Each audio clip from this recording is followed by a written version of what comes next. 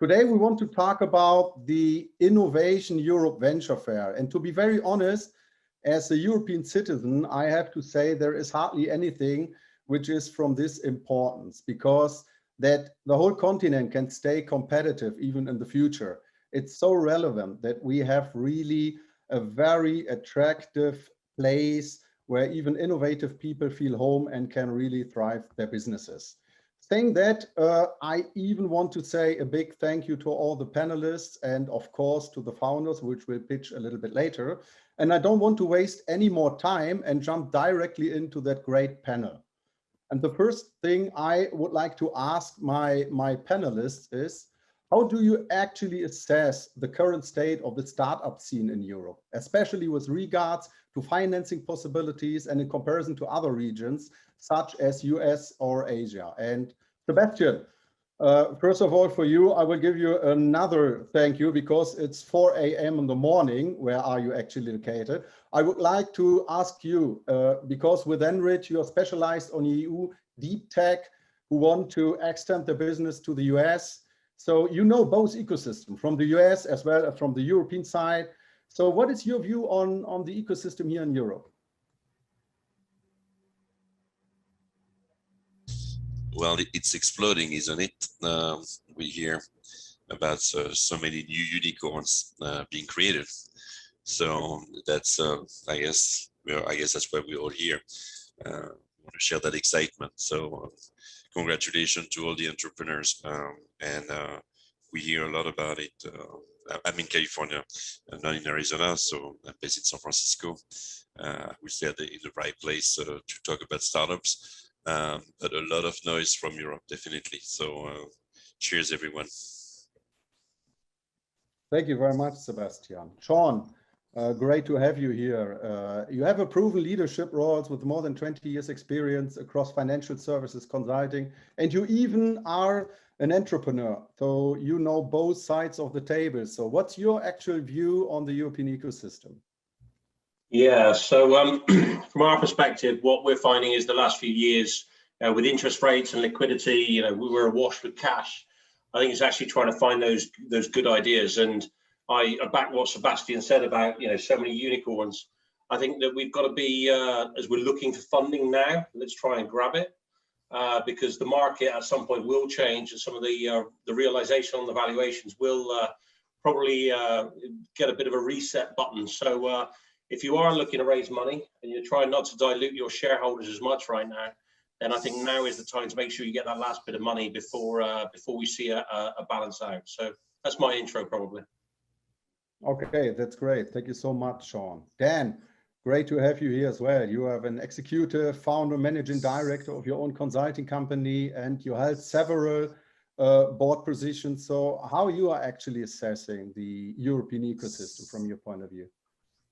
Well, in these strange times, from the point of view of the venture capital world and investor world, actually, it's a very good time. As Sean said, there's a lot of money at the moment kicking around, and there's been a massive kind of change, you might say, in the way that with new investment vehicles being created. We're seeing a big change in terms of state intervention happening, a lot more of it in Europe. British Business Bank in here in the UK is being created. New investment vehicles are being created.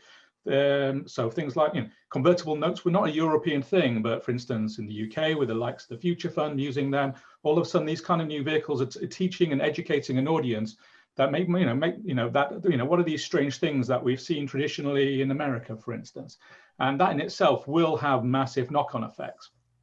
But Sean is right. I think looking underneath this is the good times at the moment.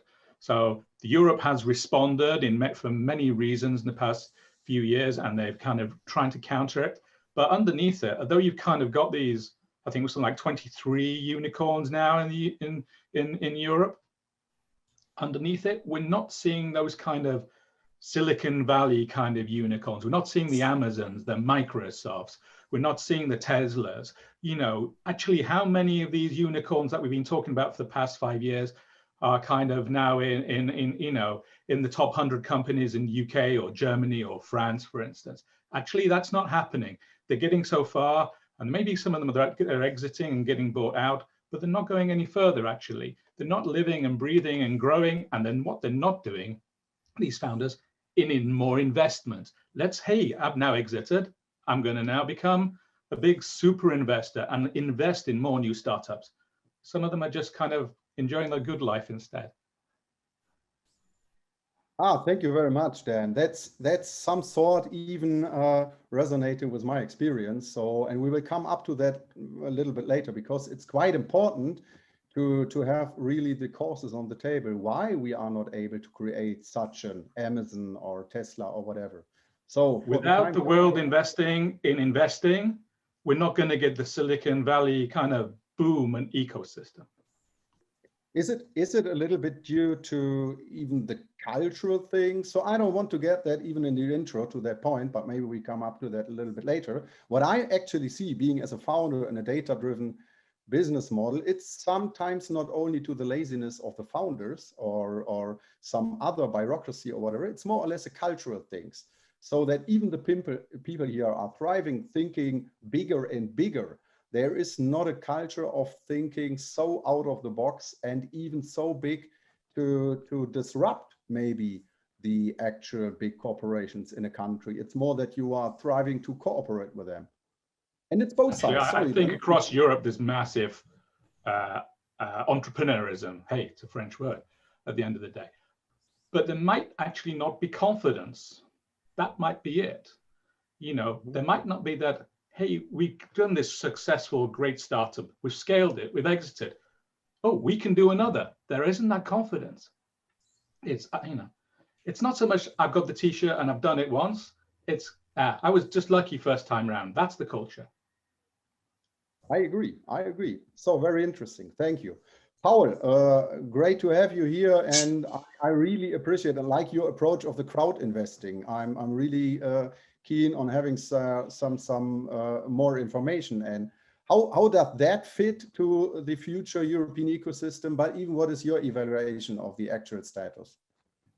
Okay, many thanks. Very great to be here with all of you. And hello from Vienna. Being asked my assessment of the European ecosystem, I have to answer, there is none. To my impression, it's very much fragmented. There are a couple of initiatives, including the new EU directive, crowd investing, which will help. But in fact, from tax incentive point of view, from reinvestment point of view, very important, at least in Central Europe, is the federal subsidy system, things like this. So we as Danube Angels work only on 6 of the EU countries, and we have entirely different ecosystems everywhere where you go. I don't have to mention it to Olaf. So for example, in Germany, you would have completely different subsidy systems in the north of Germany or in Bavaria. So I think the topic for the next years is harmonization, not only legally, but also in the mindset of our sort of, in our narrow-minded European mindsets. That needs to be changed, I think, in order to have a real ecosystem. On the other hand, everything, of course, is more than correct. What has been said, it's a boom phase. I think at least as long as I'm in the investment banking industry, it has never been easier for a young company to get access to money from platforms like we are, from angel networks at the beginning, especially when you look at the number of new funds raised. So I think liquidity is not the issue. It's more a thing about valuation. But I think about the differences on several continents, we will come later, and I don't want to absorb too much time. You will see I'm very excited about what I do, so I'm talking too much, sorry. Paul, I think the key element is intrinsic motivation. Therefore, I would claim you can't talk too much about your business. You saw me a little bit laughing because when you mentioned that there is a German heterogeneous landscape of different subsidies, me as a founder, it would take me more than half a year or whatever to really sort out which could be the right subsidy program. And therefore, I 100% agree to what you have said. And I can imagine it's even more chaos in Germany than compared to the Austria. So thank you so far. Aurel, so first of all, I hope you can forgive me that that I don't wish you any luck for the soccer team this evening. I hope okay. Last but not least, I'm really keen on getting your view because you experienced even the Asian ecosystem, and what's actually your view on the ecosystem here in Europe, even compared to the Asian ones? Right. So we are based in Budapest, Hungary, and I actually work for Portfolium, which is a fund, VC fund, and also the VC arm of OTP Bank, which is a regional retail bank. I've been involved in the Central Eastern European part of Europe, investing in this part of the world in seed and early stage. And in the last 10 years, I would say the scene has developed quite strongly. So as all the other panelists said, money is now absolutely available, looking for talent. There are regional funds who already have made many investments from Bulgaria up to the Baltics and the Balkans. There are like pan-European funds, and where the differences are, I think, is really at the early stage, at the angel stage of the different ecosystems. There you would say there are differences between countries or even cities. But generally, I think talent is now able to find money and find experienced investors who can bring them to even help them getting later rounds and getting investors from the US. And just recently, many of the bigger US funds have started to invest directly in European startups at Series B, Series C stages. So we've seen big bets, especially after COVID, in certain segments like education, for example. Thank you so much. Okay. What I actually feel is that there are two sides of the coin. So, and this is perfectly reflecting my experience as a founder, that there is money and there are even different sorts of money you can get, but it looks like it's lacking somewhere else, maybe in the culture, in the mindset of the founders, maybe in the whole structure of where you can get the money. So I would like to start again with Sebastian. What exactly, in your point of view, is yeah, it's not just about scaling up money, because we all agree that there is money, but we have to adjust some other things before. So what do you mean with the Pareto principle? What would be worthwhile to adjust beforehand? Sometimes I hear that founders are claiming about too much bureaucracy. Others are claiming I need more non-financial aid, like legal consultants or whatever. Others say it's a legal foundation. So what is your point of view besides the money, where we can help the European ecosystem to get a little bit more effective? Thank you, Olaf. So scaling up funding, I don't think we have a big issue here because of what's just going on. Just wanting to find some numbers also. On paper, we have 80 plus unicorns. This quarter, we got 15 plus unicorns created. We have a growth of 50% every year. But also, we have a context, definitely too much liquidity, which could create a bubble. And so the numbers are a little biased because of that. But definitely the right period to be an entrepreneur in Europe. Us, we work a lot with governments. We specialize in building an ecosystem and growing ecosystems and having ecosystem collaborating. So we create programs and platform for that. Our prototype project is Enrich, the one you see behind me, that logo, and you can always go on enrichindtheusa.com. It's one of those H2020 Horizon 2020 project that's funded by the European Commission. And it's meant to be complementary to all the other programs of governments. And you have a lot of programs in Europe, and I think they work well. I think in terms of incentives to be an entrepreneur, this is there, the money is there for research and innovation in general. Even Europe is investing in startups with their EIC programs. So I would say to start a startup, to go through the scale-up mode is definitely there. But what I've heard from the panel, I think is definitely right. There is not a lot of sophistication of what's after, not enough M&A activities, not enough large players or big startups playing the game and just feeding the whole system. I say not enough, but it's going to get there. What would maybe make us stumble would be the hyper presence of government, which means it's great that we create the right incentives. Should we really have governments being part or taking stakes in companies? It's hard to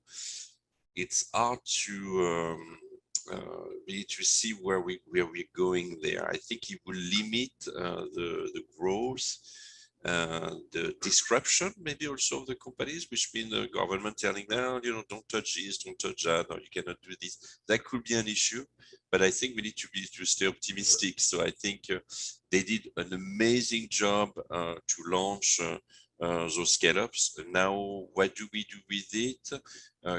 How do we leverage that to create more scale-ups? Us, we work really on the transatlantic. We are on the transatlantic side, so both ways, Europe to US, US to Europe, in terms of scale-ups, and we see that the US is responding quite well.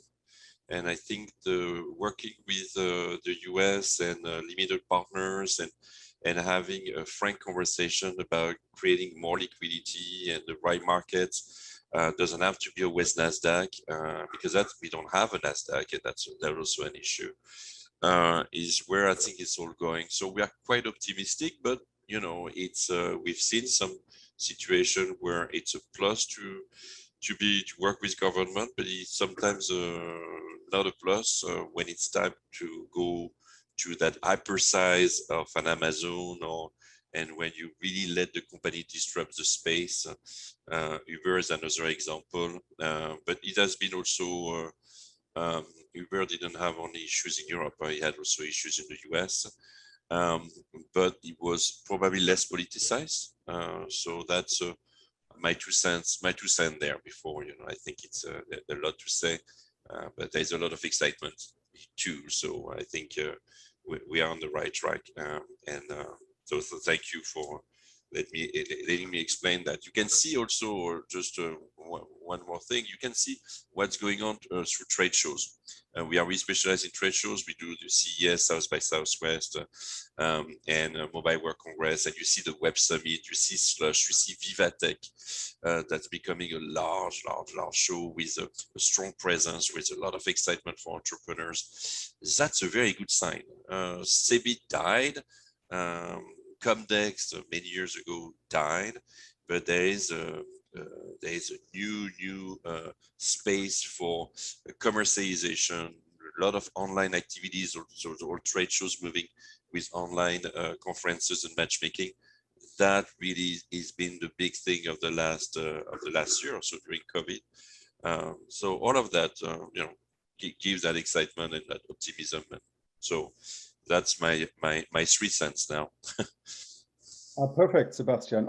Maybe I can have one more question, because I'm actually founded a company which is dealing with data in the end customer sphere, and we are even searching for some governmental help. But what we actually realized and experienced, and that's even the experience other startups did, that contacting governments, it slows down, it distracts us really from scaling the operational part. And does it really work with other VCs in a later stage? So even VCs don't want to have the government as a shareholder in your company. So maybe you have a short sentence only to that problem. Are you aware? Of course you are aware of that problem, but how you're dealing with that? So if that's a question for me, we see we are up to par in terms of grants and funding are at the RII level, which means the SBIR type of funding under SBA in the US. I would say more money in the US, but we are getting there. And so it's very tempting to ask for this type of money under grants or tax incentives type of funding. I think government taking shares of companies could be an issue. Like I said, we don't really see that in the US. As you know, in the US, where we just came up from an interesting 4 years of the presence of the Republican Party, you know that the difference between Republican and Democrats is the intervention of government, and they are very aware and very conscious about and sensitive about how government intervene. And that's where maybe our culture and the way government is present could be an issue. But I work with government, I like what they do. Just if I would advise them long term, I say be careful, because if you want liquidity, if you want to have the same Silicon Valley effect, government presence, especially as shareholders, could be an issue. Like you say, VCs might not be super excited. We had very specific cases talking to VCs of strong companies in the last 10 years that where the VCs really felt it hard and told the rest of the community in Silicon Valley how hard it was for them to sell the company and to get their liquidity event. So I think it's changing. I think it's evolving. Everybody's learning together.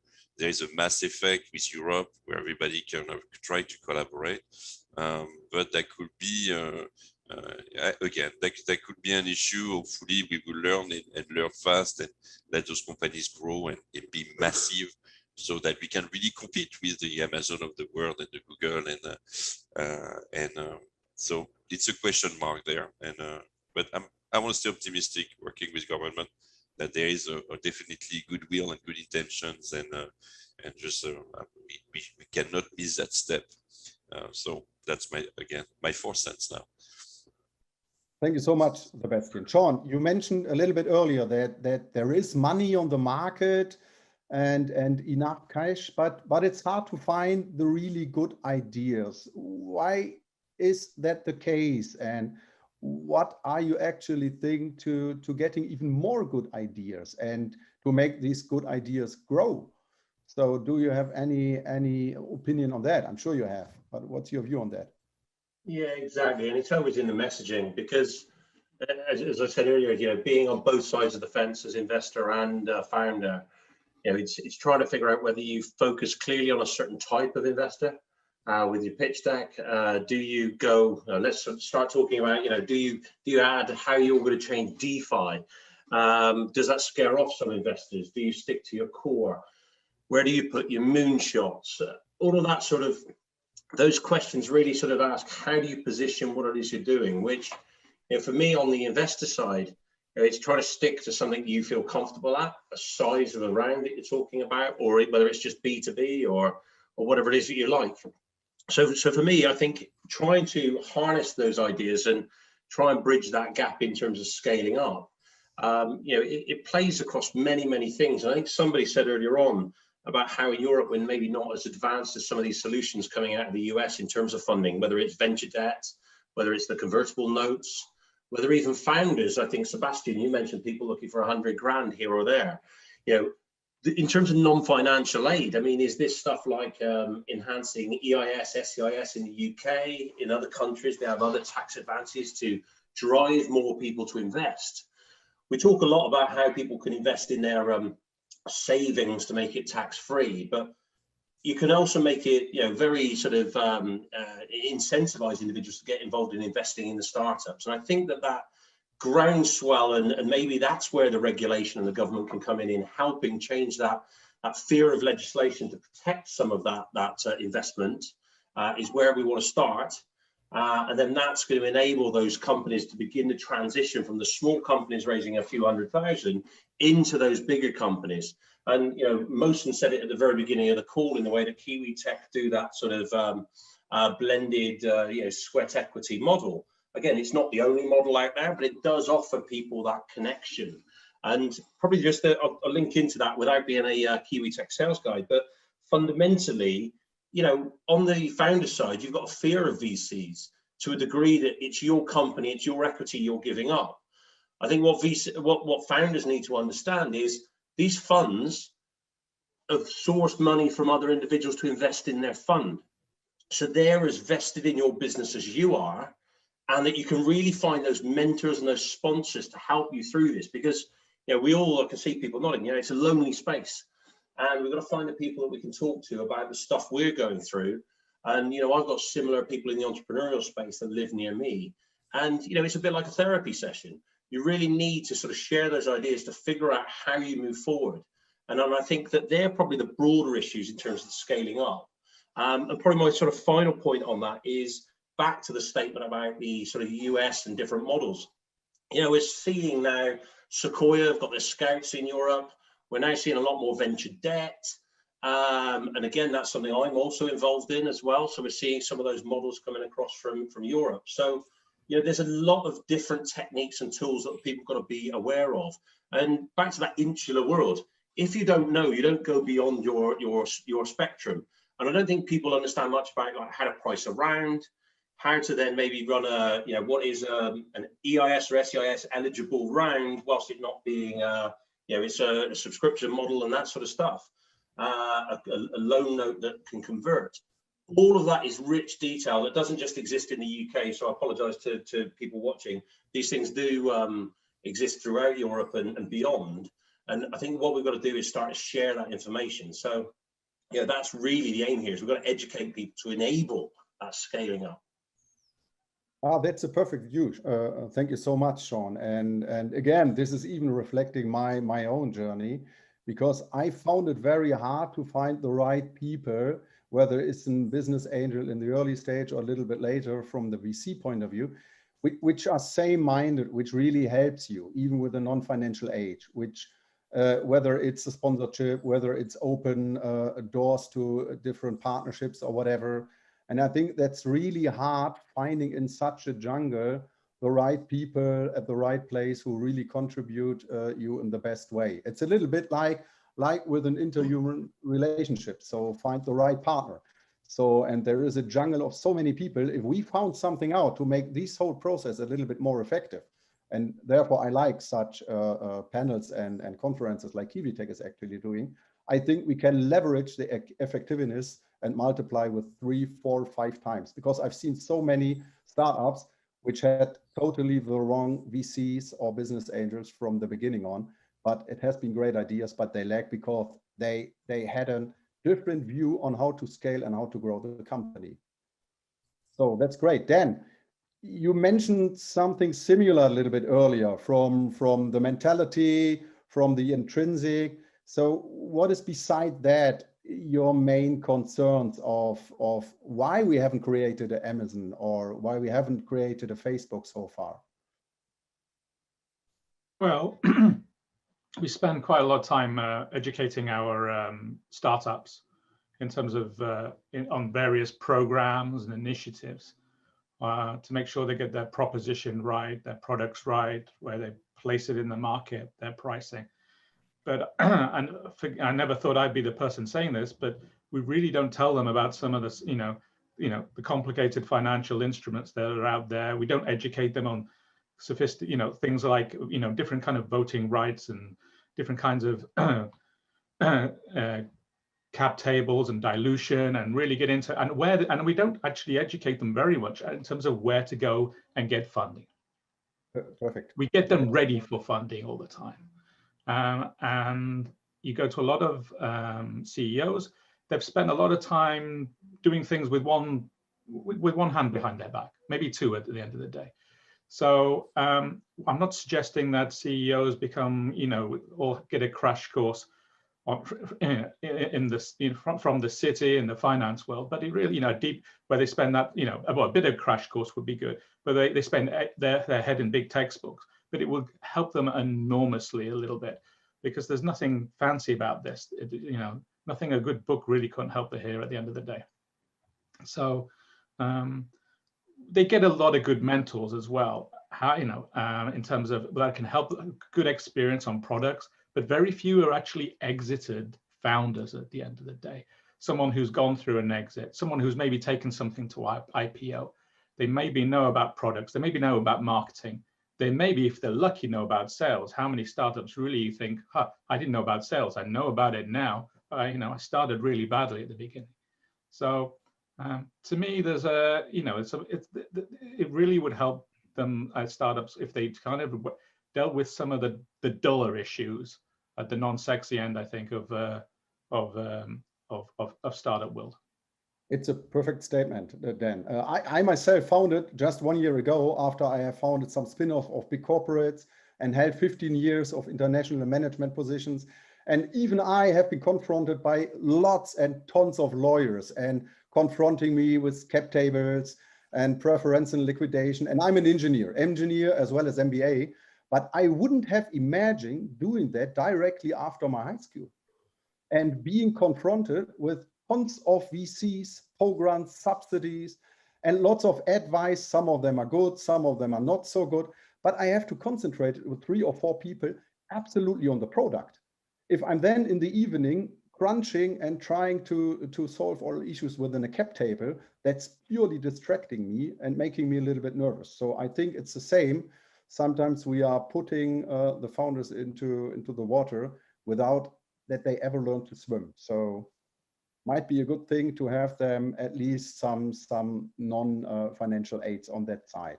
Paul, you mentioned something similar before, and even and you said even there is no ecosystem existed. I like these provocative statement, but you said it's very fragmented. What do you think we can actually do to get it a little bit more effective?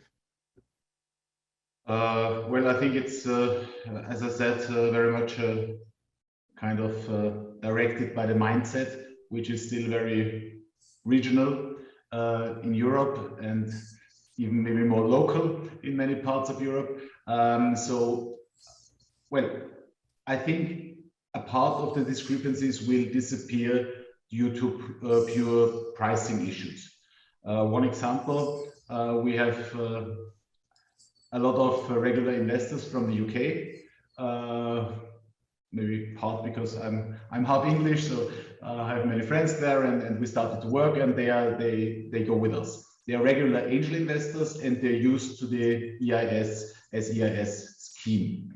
So they get some tax benefit, which is unknown, at least in Austria, and more going to the east, at least where we work in Czech Republic and Slovakia. There is nothing. Aurel will correct me, but I believe in Hungary there is nothing like this. Okay, so when these British investors have a look to our transactions, they say, oh, great, it's like 30%, 40% valuation of our transactions. Then they do the calculation, what is the tax benefit? And they recognize Central Europe is still much cheaper than anything they can find in their environment. So maybe that's the reason why we have a lot of corporations now with angel networks in the UK, in Scandinavia, in some countries it's the same. And also, of course, with Kiwi, but also with Canada, with India. So a lot of people are now looking to Central Europe. So the effect will be that, okay, there will be more investors for maybe the same amount of companies. So prices will go, so valuations will go up. So I think part will be regulated by the market. If we want to increase the speed and to become a real ecosystem, then I believe the only, whether it's working or not, but the only tool we have is the European Union. There are many different opinions about this. Okay, many things are not working properly. It's my personal opinion. Many things are okay, but it takes years and years to harmonize anything. Yeah? So I believe market will be quicker. There will be some balancing in valuations, and hopefully from the side of politics, there will be some measurements. But I'm not convinced it will be very fast. Yeah, may I just add one comment to what Sean said regarding to look out for the right investor, and is it more important non-financial aid or more important the money? So in our case, discussions usually start because founding teams or founders want to make the next financing round. But we very much focus in our criteria, apart from what I think every VC will use. Is it a business model? Do they have target clients where we, as Danube Angels partners and network, can actively contribute? It's amazing how it works. A small company from Slovakia, they are looking for clients in Austria and in Germany. Some of our MBA mates or other friends, colleagues are in the positions which these founders could never approach. And that's working, that's increasing the value for us and our investors, and a win-win for everybody. And the same is for what Daniel said regarding cap tables and all the ins and outs of this, let's say, corporate finance. So that's maybe a little bit on my side, on our part, because that's my profession, and that's exactly where we can help the companies. First we invest, then we prepare them for the next round. We try to have the cap table, you know, in shape that it's eligible for a VC and things like this. So that's all part of the smart money, what we try to execute. Of course, we are a small company, a small number of companies we support, but in the end, it's working. Perfect, Paul. Thank you so much. And your idea of bringing the whole thing on the European level, I can 100% agree to, because considering all the regional possibilities of getting funds or whatever, sometimes I feel like there is even a higher childcare rate than in the kindergarten of my children's, because there are hundreds of people taking care of one founder.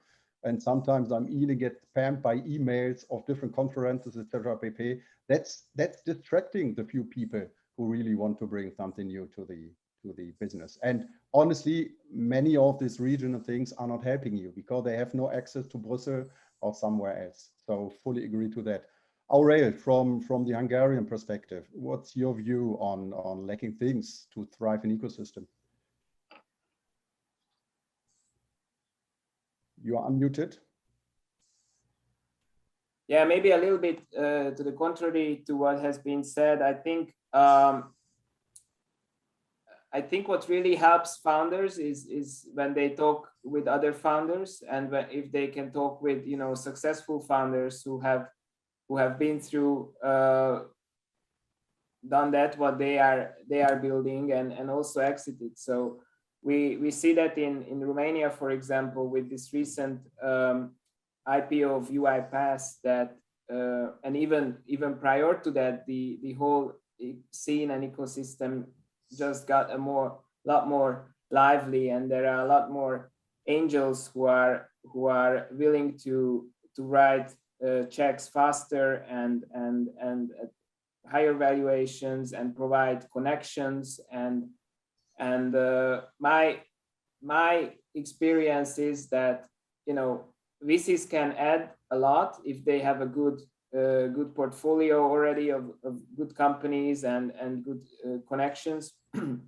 But hearing things and getting advice from fellow founders, that's what our founders value the most as well. And if we will have, I mean, in this region, we will have more big stories like that, like UiPath and some other unicorns that will actually speed up this development of ecosystems as it did in Estonia, for example, or you know, like what Skype founders did and how the success of Skype trickled down to, you know,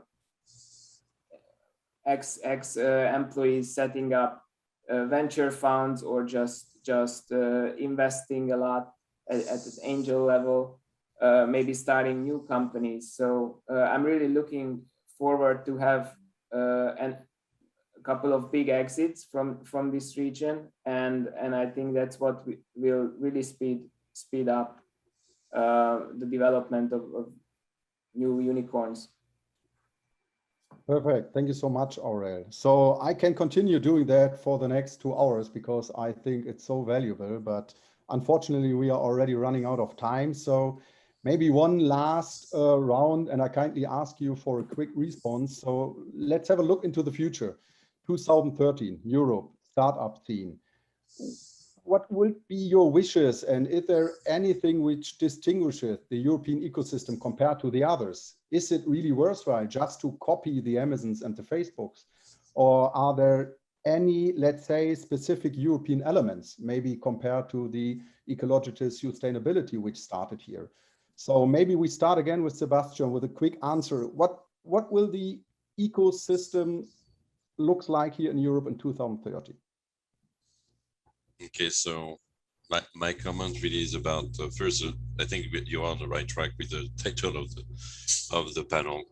I think the real issue is scaling funding.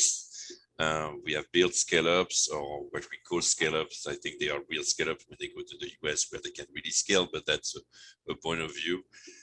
What we have not done is being able to create the right environment for the next step, which means really facilitating liquidity and exits, building large startups that grow through acquisition so that they have a critical mass in a space so that they can compete with the US or really launch a larger presence through the US. Again, it's a biased answer because that's what we specialize in.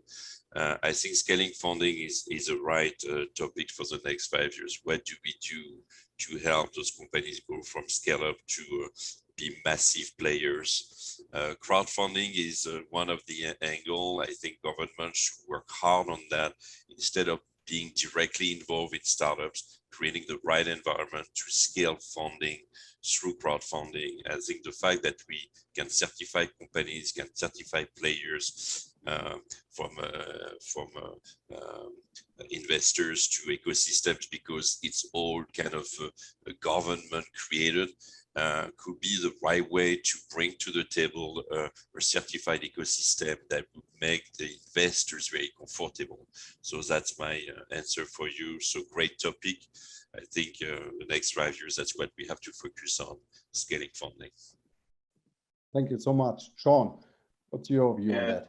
No, it's cool. I think that there's a lot of, we're seeing a lot of noise at the moment in the payment space, and that's where we are currently. What's that come from? That's grown from the PSD regulation in the last few years in Europe. And I think, regulation, which along with my other co-founder, Ruth Vonderhofer, the two of us are specifically focused in that sort of adapting regulation to see how you can grow businesses. So as the whole payments world expands globally in the way that that's changing, you're going to see many big companies grow from that. We're already seeing it in Europe with Klarna and the likes.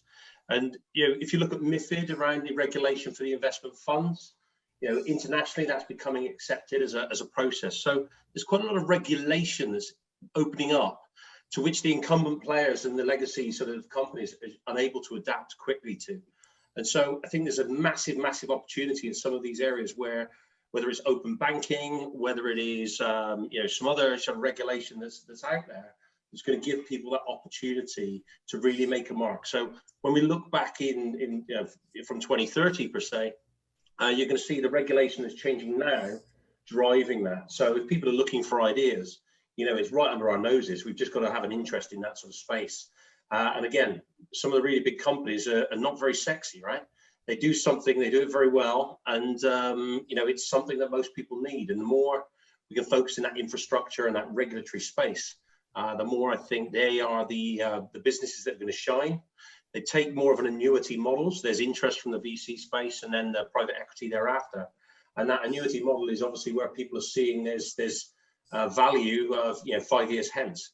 So that's where I'm specifically going to be looking at the moment. Thank you so much, Sean. Dan, what's your view? So without dodging the question, I think if there's one thing we know have learned recently, we can't predict what's going to happen next year, never mind in 2030 at the end of the day. So I think it's going to come down to us being responsive and agile as a sector and as a group of startups where there's great opportunity as well. In the back of this, we've seen the biomed and medtech sector grow massively, for instance. Recently, we've seen more deep tech as there's been more challenges and investments being targeted around, you know, creating things to solve a particular problem, for instance. So that's what we're going to have to be, because there's lots of moving things going at the moment, not just the pandemic. We've got change in US administration. We've got a big push on the whole clean tech and initiatives going on in Europe. There's so many wheels and that are currently moving and coincide and cogs and everything, that actually this is going to come down to, you know, as much of surviving this. We've got to pay for this pandemic as well. And interest rates, inflation is going to be a major thing. So things are going to be lots of changes ahead of us. With, you know, a lot. Agree, Dan. Absolutely agree. Paul. Okay, so maybe the look into the crystal ball. So 2030, I believe, so we will have made some progress on the road towards European ecosystem. I think investment into young companies will be much more connected worldwide. Something we see already now coming from the US and from Asia into Europe. So I think many more investors will go a little bit out of their own village and look out for interesting business models. One thing what I think will be a decisive difference and will at least keep the liquidity stable is there are secondary markets evolving for investments like we do, investments like VCs do, like at Thunderbeam, where we are partnering, but there are many more coming. So to reinvest will be much easier because people will not be locked in for 10 years until a liquidity event will occur. My personal wish, and I'm running for this for 30 years, is that not so much money in Europe is being kept idle in bank accounts. In a small country like Austria, 800 billion. In Germany, 20 times this. No benefit, only for the banks to reactivate this, to boost economy, to generate new employment opportunities. That's what I would like to see in 2030. That's a perfect goal and ambition, Paul. Thank you so much. Aurel, 2030. Yeah, so basically what has been said, I think there's the scene is developing. VCs from all around the world are looking at Europe as well. There's more news, as you guys also mentioned. Also in the States, you can hear more noise coming out of Europe. I think the region is really rich in tech talent, and there's lots of good research and lots of good developers, programmers. What we are lacking is more the global mindset and the business know-how, how to really scale companies globally. I think one of the disadvantages of having a lot of small markets is this, but there is progress, and since we are seeing companies growing really big with also the help of large investors joining later rounds, I think Europe will become more and more competitive in the coming years. Perfect. Thank you so much.